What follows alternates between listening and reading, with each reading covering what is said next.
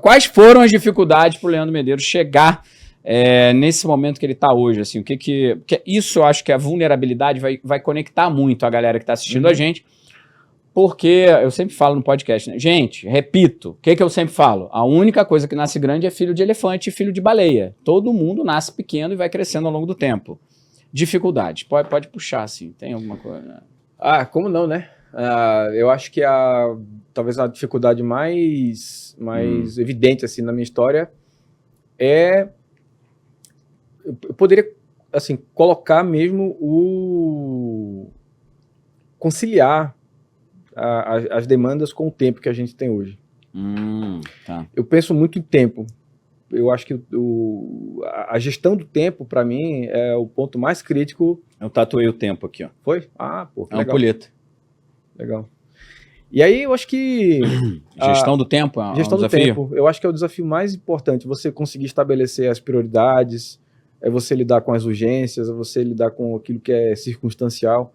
O Christian Barbosa, ele traz isso como método. É a tríade do tempo, como ele chama. E aí... É difícil você colocar isso em prática. Não acho que você tenha que ter domínio sobre tudo. Eu acho difícil você controlar tudo sobre sua própria vida. Quem acha que consegue controlar tudo sobre sua própria vida, talvez tenha que pensar um pouco sobre o que está fazendo da vida, né? É difícil. Quem consegue controlar tudo sobre a própria vida, eu vou dar um recado: levanta da cama, porque a vida não é só ficar deitado na cama. Você só controla a sua vida se você estiver deitado na cama com o ar-condicionado ligado. E alguém pagando a conta de luz, porque em algum momento vai parar o ar, vai ficar quente o quarto. Não dá. Uma vida complexa do jeito que é. Então você acha que gestão do tempo é uma sacada boa, assim. É a principal dificuldade, na minha opinião, para você desenvolver um projeto. Mas no começo da carreira foi isso? Foi porque... não teve um perrengue maior? Não, eu venho de uma família pobre, isso é uma perrengue. Então, puxa, acho que isso é bom, isso ajuda. Isso dá corte, dá audiência. Tá bom. Eu tenho uma história de vida que, assim, é difícil. Meu pai já faleceu tem um tempo. Foi em 2009, eu tinha 24 anos. Mas... Você tá com? Agora eu tô com 39. 39. E a gente sempre teve um problema de grana lá em casa, porque meu pai era viciado em jogo. Entende? E aí isso fez com que... É sua mãe e sua irmã, né? Hoje Hoje eu tenho minha irmã, minha mãe, e é isso. Sempre cuidando das duas, né? E quando meu pai adoeceu em 2000, bem antes até, eu tinha 15 anos, ele teve um infarto, um mês depois teve um AVE, e aí ficou incapaz de trabalhar, né? Ficou com deficiência física. E aí, mas antes até mesmo disso, já tinha o problema do jogo, e esse problema do jogo destruiu a vida financeira da família da gente, né? Aí eu tive que cuidar do meu pai no primeiro semestre do ano do vestibular, porque coincidiu, e eu só tive tempo para estudar de julho para frente. O vestibular era em outubro, então tive pouco tempo, assim. Então tinha uma única carta, e a carta foi a que me permitiu entrar na universidade, né? Foi uma única... Eu não gosto de falar bala, eu não curto muito essa ideia. Mas era uma única oportunidade. E aí... Sim, a única chance. Consegui entrar. E fiz estágio, fiz iniciação científica, me agarrei em tudo que eu pude, assim, para conhecer. Eu acho que essa foi uma coisa boa. Fui do diretor acadêmico, que me deu isso me deu uma visibilidade, assim, grande com as empresas. Diretor acadêmico. Então a gente tem muita coisa do empreendedorismo aí. Você já estava na faculdade se movimentando, entendeu? A gente vem para o desafio, porque a pergunta que eu vou te fazer a seguir é qual foi o aprendizado também. E outra coisa, outra reflexão que é importante. Tem um conhecimento aí na internet que fala, você é fruto do meio. Porra, você não é fruto do meio, 100%. Você é fruto do que você deseja ser ou deseja não ser, porque você vivia, tinha um exemplo, né? A pessoa, você é a média das 5 pessoas que você mais convive. As 3 pessoas que você mais convive era pai, mãe e irmã. O pai viciado em jogo, você é um dos farmacêuticos mais conhecidos na área você disse que não é no Brasil, ok, mas dentro da área de nutrição, temos 160 mil nutricionistas no Brasil. Perguntar quem é Leandro Medeiros, todo mundo sabe quem é, tá? Se não souber, porque não é nutricionista, tá com um diploma falso, pode mandar prender o cara que o diploma dele é falso. Então a gente é fruto do que a gente não quer também daquele meio, né? Então é muito o que aquele meio ensina pra gente, o que aquele meio mostra, e a partir dali você se constrói. Porque senão as pessoas entram numa pira que, só vou ser rico se eu viver com gente rica, eu só vou ter isso se eu estiver em tal lugar.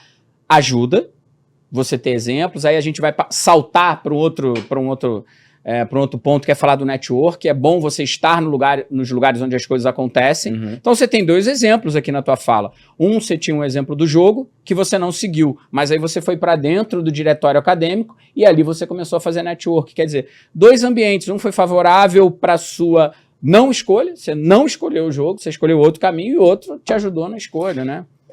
E foi E aí complementa com aprendizado, então, pra gente não... Acabou sendo uma construção interessante, assim, porque e aí, fazendo um gancho com o aprendizado, eu acho que eu aprendi mais fora da sala de aula.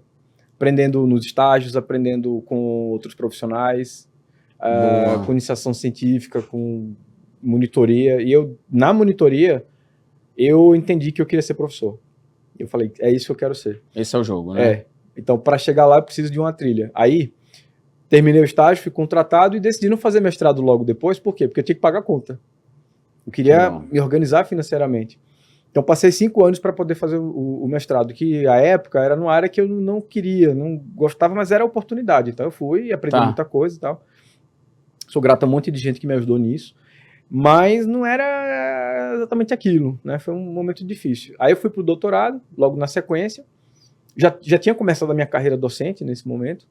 E aí eu comecei a fazer o doutorado, mas eu percebi que eu acabei me expondo a um contexto que me deixou um pouco derrubado, assim, no sentido de saúde mesmo. Eu tive um quadro depressivo. Normalmente, quando você... entre os 16 e 18 anos de idade e os 30 anos de idade, são 2 momentos da vida da pessoa que ela está mais disposta a desenvolver eventos de natureza depressiva ou ansiosa. Legal. São 2 grupos de risco, inclusive. Então, essa transição para os 30 tem um monte de explicações, mas é um determinante para isso. E aí me pegou e eu acabei não conseguindo fazer o doutorado, porque, enfim, e voltei agora, né, recentemente. Então, eu passei um tempo tentando sair daquilo e eu entendi que eu tinha que deixar porque não ia dar conta. Aí eu, beleza, então vou fazer outras coisas e quando puder faço. Não, tem uma outra uma reflexão que eu faço, não dá certo às vezes, é melhor caminho a seguir, porque dar certo pode dar tudo errado. Se você tivesse terminado o doutorado naquela época, tem gente que fala, mas pô, não deu certo. Fala, cara, deu muito certo. Deu muito certo não complementar o doutorado naquela época, deu muito certo, a gente tem que ter essa visão, né? E certamente eu acho que eu não chegaria também ao final, mas eu entendi meu limite, isso já a partir de um suporte psicológico que eu já tinha há um tempo, então eu entendi que, isso aqui não. Deu. E aí é que tá o ponto, o não é muito mais importante do que o sim. Saber dizer não, né? Steve Jobs já falava isso, foco é saber dizer não. Para mim foi... E é difícil, pessoal. Qual é a grande dificuldade de um líder hoje? Saber dizer não, priorizar. O que é prioridade?